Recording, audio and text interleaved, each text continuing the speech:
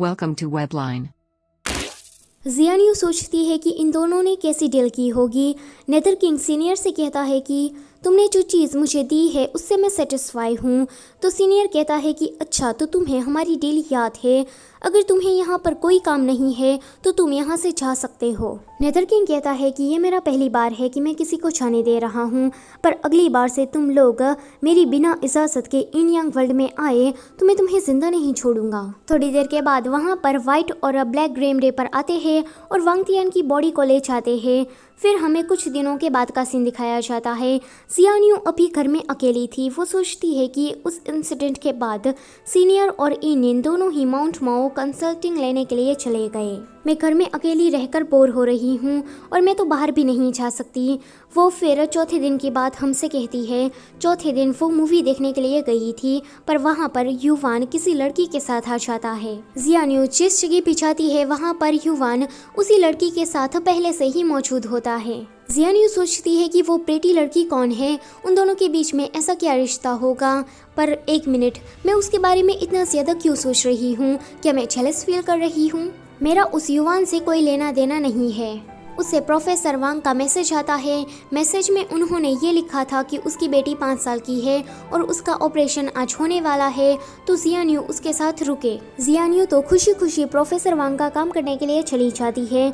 जब वो वापस आ रही थी तो सोचती है कि आज मैंने बहुत ही ज़्यादा अच्छा काम किया है, तो प्रोफेसर वांग खुश होकर मेरे ग्रेड्स थोड़े बढ़ा ही देंगे। आगे वो अपने कॉलेज का काम कर रही थी। वो कहती है कि मैं आर्ट स्टूडेंट हूँ, पर मुझे ये नहीं पता था कि इस फील्ड में इतना सारा काम करना पड़ता है। मैंने तो अभी लंच भी नहीं किया है। वहाँ पर वही लड़की प्रोफेसर वांग के बारे में पूछती हुई आती है। जियान कहती है कि ये तो वही लड़की है, ये क्या कोई भूत है? युवान हमेशा ही भूतों के साथ क्यों घूमता रहता है? वो लड़की उसे ध्यान से देखती है, कहती है कि तुम्हें तो कोल्ड स्वेट हो रहा है। तो जियान कहती है कि ये सब कुछ वेदर के कारण हो रहा है। वो लड़की उसे ध्यान से देख रही थी। वहाँ पर अचानक से ही चियान आ जाता है। तो जियान कहती है कि तुम अंदर आ सकते हो। चियान को देखकर वो लड़की वहाँ से चली जाती है। नेक्स्ट, ये दोनों रेस्टोरेंट में खाना खा रहे थे।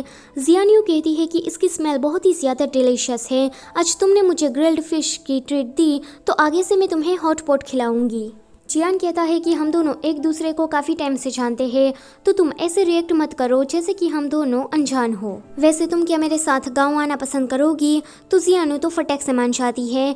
वो फिर पीछे मुड़कर देखती है तो वहाँ पर युवान उसी प्रेटी लेडी के साथ खाना खा रहा था।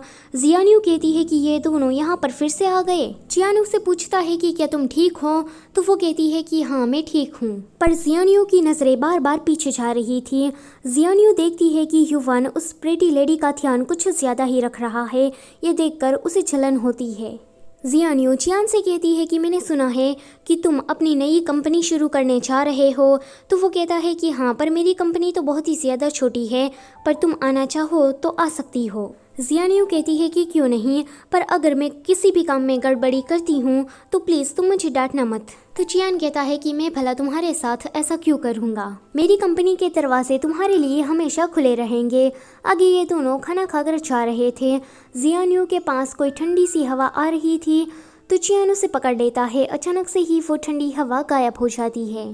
चियान जियान को घर छोड़ने के लिए गया था, पर आज तो उनके सिटी में भारी बारिश हो रही थी। तो जियान उसे कहती है कि तुम अगर चाहो तो तुम एक रात यहाँ पर रुक सकते हो। अगली सुबह जियान जब उठती है तो चियान ने बहुत सारा ब्रेकफास्ट बनाया था। वो कहती है कि मुझे पता नहीं था कि तुम कुकिंग में इतने ज़्यादा अच्छे होगे। चियान कहता है कि थैंक यू फॉर कॉम्प्लीमेंट। तभी ही वहाँ पर इनिन और सीनियर आ जाते हैं। इनिन कहती है कि भाई तुम यहाँ क्या कर रहे हो? तो चियान कहता है कि क्यों, मैं यहाँ नहीं आ सकता। आगे ये सभी लोग मिलकर अब ब्रेकफास्ट कर रहे थे। इनिन जियान और चियान को चिढ़ा रही थी, तो चियान वहाँ से चला जाता है। फिर इनिन अकेले में जियान से पूछती है कि क्या तुम मेरे भाई को पसंद करती हो? तो जियान कहती है कि चियान बहुत ही ज़्यादा केयरिंग है, उसे कुकिंग भी आती है और सबसे ज़रूरी बात, उसकी खुद की एक कंपनी भी है, पर मैं उसे कोई पसंद वगैरह नहीं करती। इनिन कहती है कि पर फिर भी क्या तुम मेरी सिस्टर इन लॉ बनना पसंद करोगी? तो वो कहती है कि नहीं, चियान के लिए मेरे मन में ऐसी कोई भी फीलिंग्स नहीं है और मेरा भाग्य तो बहुत ही ज़्यादा बुरा है, मैं तुम्हारे लिए सिर्फ ट्रबल ही क्रिएट करूँगी। तो इनिन कहती है कि क्या मैंने तुमसे पहले नहीं कहा था कि मेरे भाई की बॉडी पूरे यांग से बनी है? जियानियो कहती है कि पर फिर भी अगर फ्यूचर में कुछ होता है तो क्या होगा? इनिन कहती है कि तुम अभी भी नेथरकिंग के बारे में सोच रही हो या फिर तुम्हारे मन में मेरे भाई के लिए बहुत ही ज़्यादा अच्छी भावनाएं हैं? जियानियो इस सवाल का जवाब नहीं दे पाती, तो वो कहती है कि देखो, मेरा भाई तुम्हें कभी भी डिसअपॉइंट नहीं करेगा।